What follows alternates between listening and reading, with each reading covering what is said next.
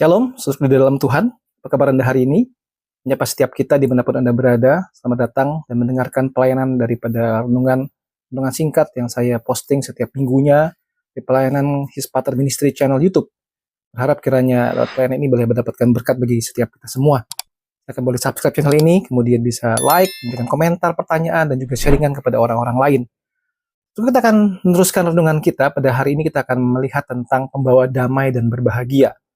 Saudara, dalam konteks saat ini, istilah pembawa damai itu rasanya susah untuk dicari, bukan? Orang dengan temperamen yang sangat tinggi rasanya susah untuk bisa berdamai. Bahkan mungkin orang-orang susah untuk menjadi pembawa damai di tengah-tengah pertikaian seseorang. Saudara, apa maksudnya firman Tuhan? Berbahagialah orang yang membawa damai. Kita akan sama-sama renungkan. Mari kita memulainya dengan berdoa terlebih dahulu. Pada dalam surga kami mengucap syukur kepadamu untuk setiap penyertaan-Mu kepada kami sepanjang minggu ini. Berharap anugerah Tuhan terus menyertai kehidupan kami dan berharap renungan pada saat ini menjadi berkat bagi kami semua. Dalam nama Tuhan Yesus Kristus kami bersyukur dan kami berdoa. Amin. Dari Injil Matius pasal 5 ayat yang ke-9. Berbahagialah orang yang membawa damai karena mereka akan disebut anak-anak Allah. Begitu simple. Berbahagialah orang yang membawa damai dan mereka akan disebut anak-anak Allah. Saudara, definisi damai ini bukan hanya soal kondisi yang tidak ada konflik, tetapi sebuah damai yang berarti pemulihan hubungan antara Allah, sesama, dan diri sendiri. Nah, damai sejahtera, damai sejati berasal dari Tuhan Yesus sendiri. Saudara, Yohanes 14:27 berkata, damai sejahtera ku tinggalkan bagimu, damai sejahtera ku kuberikan kepadamu, dan apa yang kuberikan tidak seperti yang diberikan oleh dunia kepadamu, janganlah gelisah dan gentar hatimu. Tidak seperti yang dunia berikan kepadamu. Kolose 1 ayat 20, dan oleh dialah ia memperdamaikan segala sesuatu dengan dirinya, yang ada di bumi maupun yang ada di surga, sudah mengadakan pendamaian oleh darah salib Kristus. Jadi saudara, jelas sekali di sini definisi damai ini adalah bicara soal pemulihan hubungan antara Allah, diri sesama, dan orang lain. Peacemaker, pembawa damai. Orang yang secara aktif mengutamakan, mengupayakan kesatuan daripada sebuah relasi. Ya, sebuah relasi. Relasi sekali lagi tadi antara kita dengan Allah dan sesama manusia dan dengan diri sendiri khususnya. Orang-orang seperti itu, kalau kita lihat Roma 12 berkata begini, sedapat-dapatnya, kalau itu bergantung kepadamu, hiduplah dalam perdamaian dengan semua orang. Memang tidak mudah, saudara, tidak mudah. Itu Kristus memberikan sebuah contoh teladan. Dia sudah mendamaikan kita dengan Allah Bapa. Dan semuanya ini dari Allah yang dengan perantaraan Kristus telah mendamaikan kita dengan dirinya, dan telah mempercayakan pelayanan pendamaian itu kepada kami. Sebab Allah mendamaikan dunia dengan dirinya oleh Kristus. Yang tidak memperhitungkan pelanggaran mereka, ia telah mempercayakan berita pendamaian itu kepada kami. 2 Korintus 5 ayat 18 dan 19. Dan Roh Kuduslah sumber penolong kita. Yang menolong kita untuk bisa menjadi pendamai. Apa cirinya seorang pembawa damai, saudara? Secara aktif, saudara, pembawa damai itu bukan orang yang pasif saja, tapi dia berusaha untuk menjembatani, bukan menghindari. Contoh yang sangat indah, mungkin Anda ingat kisah tentang Abraham. Ya, dalam Kejadian 13, 8-9. Saya bacakan. Maka berkatalah Abraham kepada Lot, janganlah kiranya ada perkelahian antara aku dan engkau, dan antara para gembalaku dan para gembalamu. Sebab kita ini kerabat. Bukankah seluruh negeri terbuka untuk engkau? Baiklah pisahkan dirimu daripadaku, jika engkau ke kiri, maka aku ke kanan. Jika engkau ke kanan, maka aku ke kiri. Saya lihat betul luar biasa, seorang yang sangat senior sebagai paman, dia memberikan satu contoh yang baik sekali dan berkata, jangan ada pertikaian, jangan ada perkelahian. Kita pilih saja kanan kiri. Secara aktif menjembatani, bukan menghindar atau lagi mengompori, saudara. Orang yang ciri pembawa damai adalah orang yang berani berdiri di tengah-tengah konflik dengan segala kebijaksanaan dari Tuhan. Yakobus 3 ayat 17-18. Jadi, hikmat yang dari atas adalah pertama-tama murni. Selanjutnya, pendamai, peramah, penurut, penuh belas kasihan dan buah-buah yang baik, tidak memihak dan tidak munafik. Dan buah yang terdiri dari kebenaran ditaburkan dalam damai untuk mereka yang mengadakan damai. Dan pembawa damai adalah tulus motivasinya. Bukan untuk kepentingan sendiri, tapi untuk kemuliaan Allah. Saudara, contoh pembawa damai. Tadi sudah saya sebutkan di depan tentang Abraham. Kita lihat di situ. Abraham luar biasa. Kalau kita jadi Abraham, kita akan mungkin merasa kesal, emosi. Ini Lot sudah saya bawa, saya lebih tua secara umur, saya lebih berkuasa.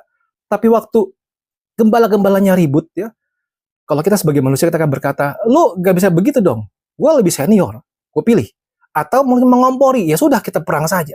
Tapi Abraham dengan penuh kerendahan hati, dengan lembut dia menjadi pembawa damai. Dia mencoba menyelesaikan konflik yang terjadi sebelum terjadi konflik yang makin besar. Dan waktu kita berhadapan dengan kehidupan kita sehari-hari, seringkali bukankah kita di tengah-tengah situasi seperti itu? Waktu dua pihak, dua kubu sedang emosi, sedang panas. Kita di tengah-tengah. Apa yang kita lakukan? Apakah kita menjadi orang yang datang untuk solve the conflict dengan baik, menjadi pemudamai, atau kita malah menjadi pihak yang mengompori kedua belah pihak? Saudara, Yesus Kristus memberikan contoh yang paling luar biasa. Ya, Efesus 2 ayat 14 sampai 16. Karena dialah, Kristus adalah damai sejahtera kita, yang telah mempersatukan kedua pihak dan yang telah merubuhkan tembok pemisah, yaitu perseteruan. Dengan matinya sebagai manusia telah membatalkan hukum Taurat dengan segala perintah dan ketentuannya untuk menciptakan keduanya menjadi satu manusia baru dalam dirinya, dan itu mengadakan damai sejahtera, memperdamaikan keduanya dalam satu tubuh dengan Allah oleh salib, dengan menyiapkan perseteruan pada salib itu. Yesus Kristus menjadi contoh yang luar biasa, menjadi pendamai. Dia menggabungkan, dia menyatukan, dia tidak memisahkan, khususnya orang-orang Yahudi dengan orang-orang yang Yahudi. Dan yang paling luar biasa, sudah disebut di atas tadi, dia menjadi pendamai antara Allah yang kudus dengan kita manusia yang berdosa, dengan mengorbankan dirinya sendiri. Saudara, bagaimana kita bisa menjadi seorang pembawa damai? Apakah para diplomat-diplomat saja yang berfungsi sebagai seorang pembawa damai? Saudara, waktu kita melihat diplomat, ya, biasanya itu dari Kementerian Luar Negeri gitu ya, orang itu harus orang yang bijaksana, tenang gitu ya, bukan orang yang emosi, yang gampang kepancing emosi gitu ya. Karena kalau kepancing emosi, maka dia tidak bisa menjadi seorang diplomat yang baik, dia akan menjadi kompor gitu ya, malah jadi bahaya sekali. Bagaimana kita menjadi seorang pembawa damai? Ada hambatan utama adalah diri kita sendiri, ada egoisme kita, ada sakit hati, ada ketakutan, atau bahkan budaya menghakimi. Kalau itu masih di dalam diri kita, kita susah untuk menjadi pembawa damai. Jadi yang kedua yang sangat tidak kalah penting adalah kita harus mulai dengan personal peace, kedamaian dari diri kita sendiri dulu. Kemalaman yang ke-1. Sebab itu, kita dibenarkan karena iman, kita hidup dalam damai sejahtera dengan Allah. Karena Tuhan kita, Yesus Kristus. Ada damai dulu dengan Allah. Tanpa damai dengan Allah, kita tidak mungkin bisa menjadi seorang pembawa damai. Saudara, yang ketiga, bagaimana menjadi seorang pembawa damai adalah kita berusaha untuk mengejar rekonsiliasi, bukan konflik. Ya, Matius 5, ayat 23-24. Betul, jika engkau mempersembahkan persembahanmu di atas mezbah dan kau teringat sesuatu yang ada dalam hati saudaramu terhadap engkau, tinggalkanlah persembahanmu itu di depan mezbah, dan pergilah berdamai dahulu dengan saudaramu, lalu kembali untuk mempersembahkan persembahanmu itu.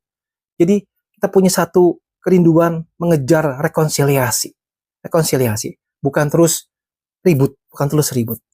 Dan orang yang menjadi pembawa damai adalah orang yang terus mengupayakan keadilan dan belas kasihan. Ya, saudara, ini bagian yang sangat penting. Hai manusia, telah diberitahukan kepadamu apa yang baik, apakah yang dituntut Tuhan daripadamu selain berlaku adil, menyertai kesetiaan, dan hidup dengan rendah hati di hadapan Allahmu. Mika 6 ayat yang ke-8.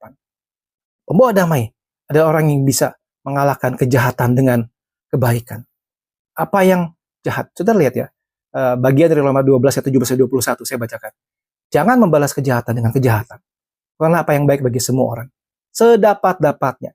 Kalau itu bergantung padamu, hiduplah dalam perdamaian dengan semua orang. Saudara yang kekasih, jangan kamu sendiri menuntut pembalasan, tapi berilah tempat kepada murka Allah, sebab tertulis, pembalasan itu adalah hakku, akulah yang akan menuntut pembalasan, firman Tuhan. Sudah mau lapar, berilah dia makan, jika ia haus, berilah dia minum. Membuat demikian, kamu menumpahkan bara api di atas kepalanya. Janganlah kamu kalah dengan kejahatan, tapi kalahkan kejahatan dengan kebaikan. Saudara, apa rewardnya seorang pembawa damai? Akan disebut sebagai anak-anak Allah. Identitas kita sebagai anak-anak Allah. Dan ada upah kekal di surga. Disebutkan di situ. Mereka akan mewarisi bumi. Saudara, bagaimana respon kita setelah dengar renungan ini? Mari kita belajar bersama-sama menjadi seorang pembawa damai. Ampuni orang-orang yang bersalah kepada kita. Kita berusaha untuk menjadi mediator di antara konflik yang terjadi. Dan kita berusaha, yang paling utama adalah berdamai dahulu dengan Allah. Sebagaimana yang dikatakan oleh doa San Francis, Father, make me instrument of your peace.